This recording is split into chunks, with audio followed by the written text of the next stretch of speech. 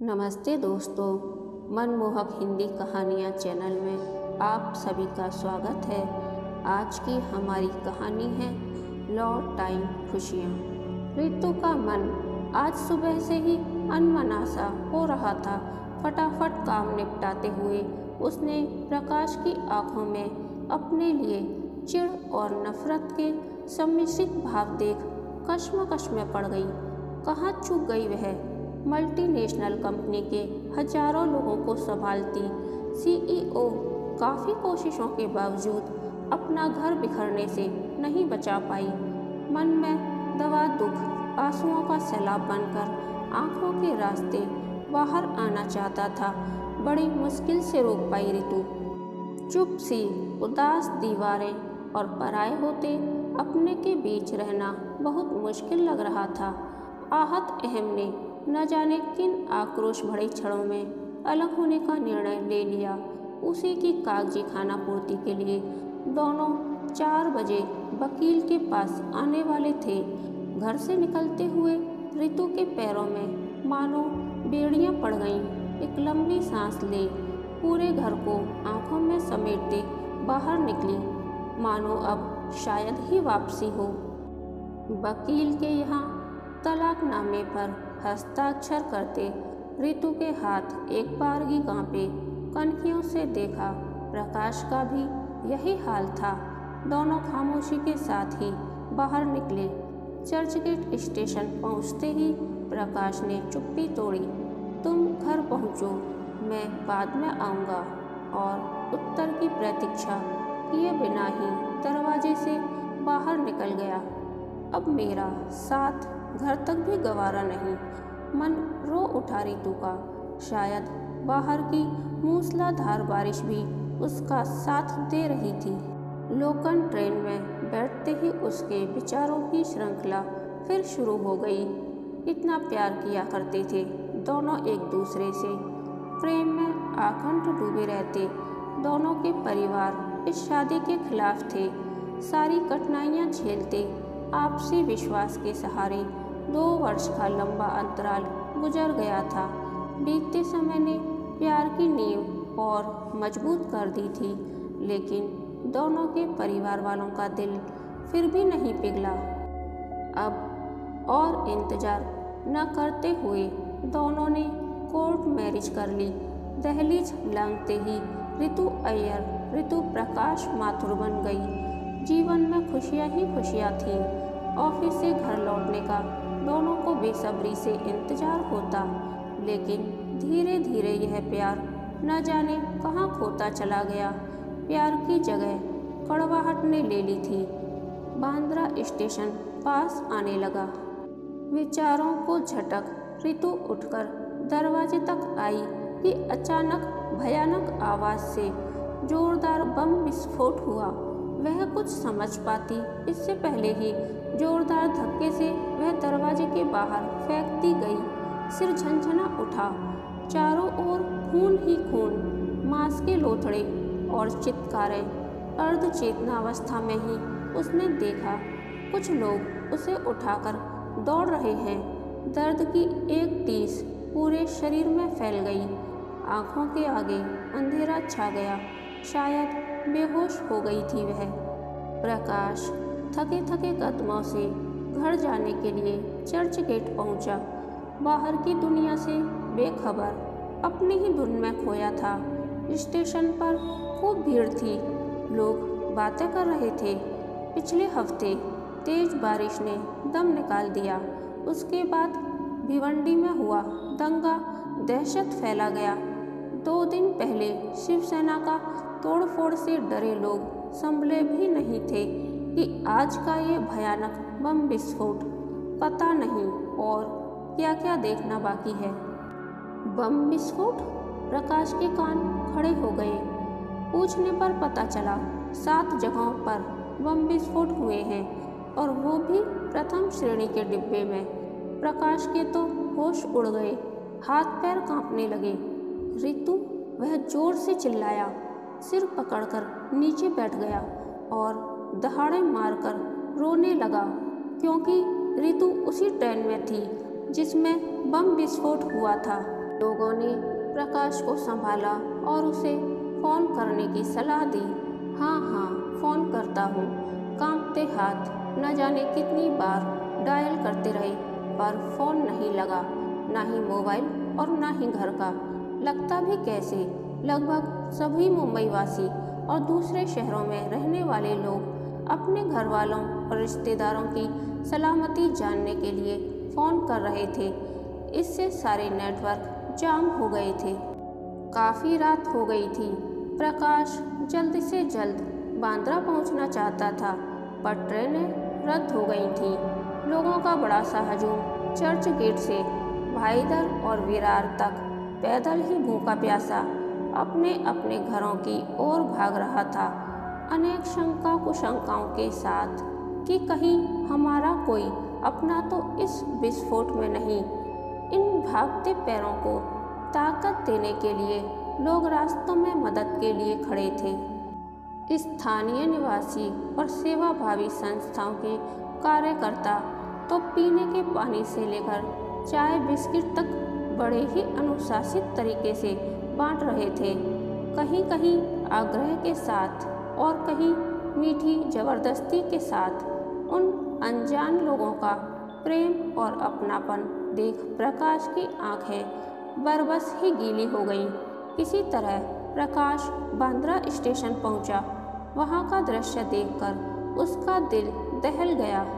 मृतकों के शरीर के अवयव जहां तहां पड़े थे, हाथ कहीं तो पैर कहीं, सब ओर खून और मांस के चिथड़े, दर्द से चिल्लाते घायल लोगों का बिखरा सामान, ट्रेन की टूटी हुई खून से सनी खिड़कियां, उखड़ी हुई सीटें विस्फोट की तीव्रता बयान कर रही थी।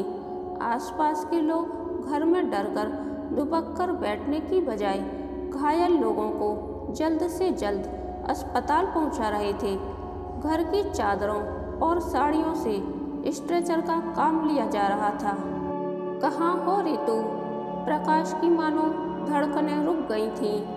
अरे बाबा, यही तो हूँ। तुम भी ना खामखा बेकार शोर मचाते हो। प्रकाश की जान में जान आई। आंखों में चमक लिए उसने मुड़कर देखा। ओह नहीं, यह तो उसका भ्रम था। ये तो घर के रोजमर्रा के संवाद थे। प्रकाश पुकारता और रितु ऐसे ही जवाब देती। उसकी प्रोजेक्ट रिपोर्ट के लिए रात रात भर जागती, उसके साथ विभिन्न संदर्भ ढूंढती, उसका मार्गदर्शन करती। रितु उसे याद आने लगी। काम करते करते झपकी लगने पर वह सो जाता, परंतु सुबह उसे सारी रिपोर्ट टाइपिंग कर प्रिंट आउट के साथ तैयार मिलती। यह रितु का ही कमाल था। जबकि उसे भी सुबह घर के सारे काम निपटाकर ऑफिस जाना पड़ता था। एक दिन उसके बीमार होने पर मना करने के बावजूद रितु अपना प्रेजेंटेशन छोड़ सारा दिन उसके सिरहाने बैठी रही, जबकि इस प्रेजेंटेशन के बाद उसे प्रमोशन मिलना तय था। पुरानी बातें याद कर सोच में पड़ गया प्रकाश। ऐसी गुणी, प्रतिभा संपन्न, प्यार करने वाली पत्नी को वो तलाक देने जा रहा था। रितु का पहले खा लेना, उसे खाने के लिए न पूछना, घर को सलीके से न रखना या प्रकाश की चीज़ें बेतरतीब रखना, गीला तौलिया बिस्तर पर डाल देना, एक दूसरे के लिए वक्त न होना, ये सब तो इतने बड़े झगड़े की वजह नहीं हो सकती कि तलाक ही ले लिया जाए। क्या हमारा ईगो हमारे प्यार से बड़ा हो गया था? और इस प्यार का एहसास होने के लिए क्या इस हादसे का होना जरूरी था?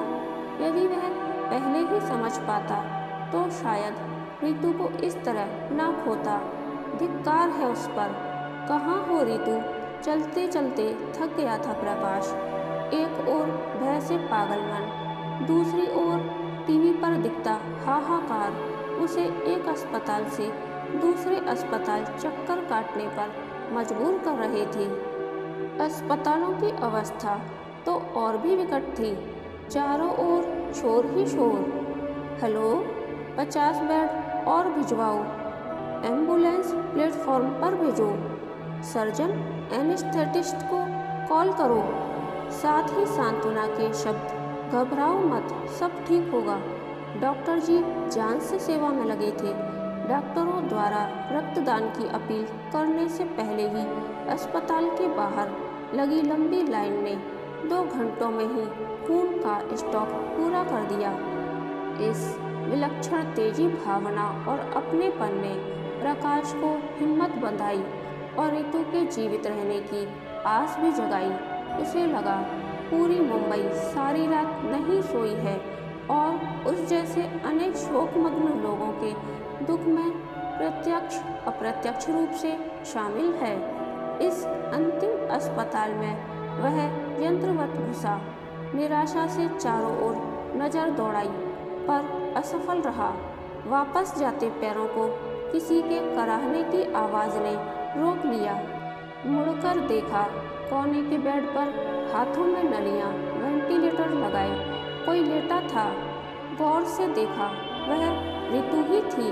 उसे अपनी आँखों और किस्मत पर विश्वास ही नहीं हो रहा था। वह रितु के माथे पर हाथ फेरने लगा। रितु उठो, मैं आ गया हूँ, उठो रितु। मगर वह बेहोश हो चुकी थी। उसका हाथ अपने हाथों में लिए उससे माफ़ी मांगता, बातें करता प्रकाश रात भर जागा रहा। इस भयानक बम विस्फोट में रितु के बचने को एक चमत्कार मान ईश्वर की खूब मिन्नतें करता रहा। आज 3 दिन बाद रितु ने आंखें खोली। शायद यह प्रकाश का प्यार ही था जो उसे मौत के मुंह से बचा लाया। वेंटिलेटर हटा दिया गया, अब खतरा टल गया है। डॉक्टर बोले, thank you doctor, thank you. डबडबाई आँखों से प्रकाश डॉक्टर के पैरों पर गिर पड़ा। रितु आश्चर्यचकित सी प्रकाश के उदास आंसू भरे चेहरे, सूनी आँखों और बड़ी हुई दाढ़ी को देख रही थी। उसका हाथ अपने हाथों में ले प्रकाश बहुत कुछ कह रहा था, पर रितु कुछ भी समझ नहीं पा रही थी। विस्फोट की तीव्र आवाज़ से इनकी सुनने की शक्ति चली गई है। डॉक्टर ने एक और आघात दिया। घबराने की कोई बात नहीं, लगभग सभी पेशेंट्स की यही समस्या है।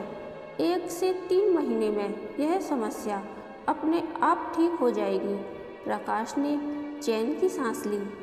हाथों में हाथ लिए दोनों बड़ी देर तक रोते रहे, पर ये खुशी के आंसू थे।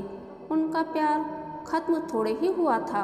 वह तो जमी हुई काई के नीचे ठहरे पानी की तरह था और अब तो यह जमी हुई परत भी हट चुकी थी।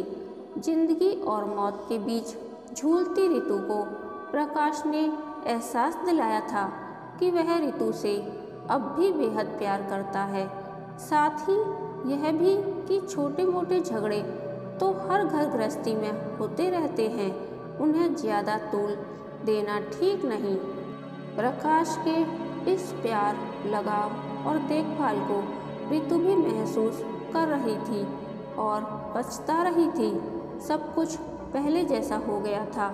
इस बम विस्फोट से न जाने कितनी जिंदगियां उजड़ गईं, मगर एक जिंदगी संवर गई थी। रितु के मुंह से आश्चर्य मिश्रित चीख सुन प्रकाश ने सिर उठाकर सामने देखा।